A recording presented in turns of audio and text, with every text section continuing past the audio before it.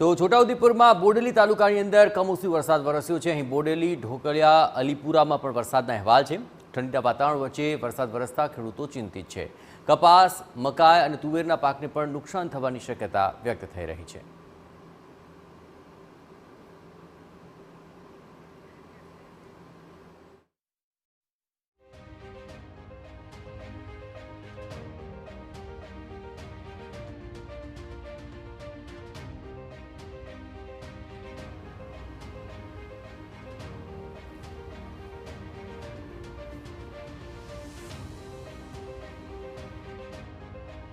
હવામાન વિભાગની આગાહી પ્રમાણે ગુજરાતભરની અંદર જે વરસાદી માહોલ બન્યો છે, કેટલીક જગ્યાએ આજે વરસાદ વરસી રહ્યો છે।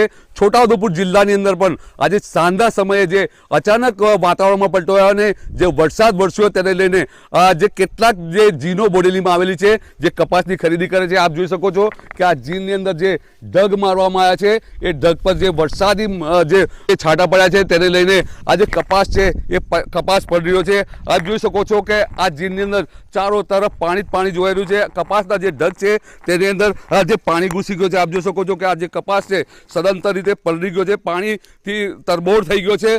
ખાસ જે બીજી ચિંતાની વાત એ છે કે આજે બોડેલી તાલુકાના જે ખેડૂતો છે એ ખેડૂતોએ તેમનો જે કપાસ નથી વેચ્યો તે ખેતરોની અંદર જે પલળી રહ્યો છે। કેટલાક ખેડૂતોએ પોતાના ઘરોની અંદર જે અને ઘરની ઓસરીની અંદર જે કપાસ મૂક્યો છે તે પણ પડી રહ્યો છે। ખાસ બીજી ચિંતા એ વાતની ખેડૂતોને સતાવી રહ્યો છે કે જેમને કપાસ છે, તુવેર છે, મકાઈ છે અને કેળની જે ખેતી કરી છે એ કેળની ખેતીની અંદર ભારે નુકસાની તેમને વેઠવાનો વારો આવ્યો છે। હવે ફરી એકવાર આ જે ખેડૂતો છે, ખેડૂતોને આ માવઠાનો માર ખાવાનો વારો આવે છે, તેને લઈને આજે જગતનો તાત હવે દુઃખી બન્યો છે। મકબૂલ મંસૂરી, TV9 છોટાઉદેપુર।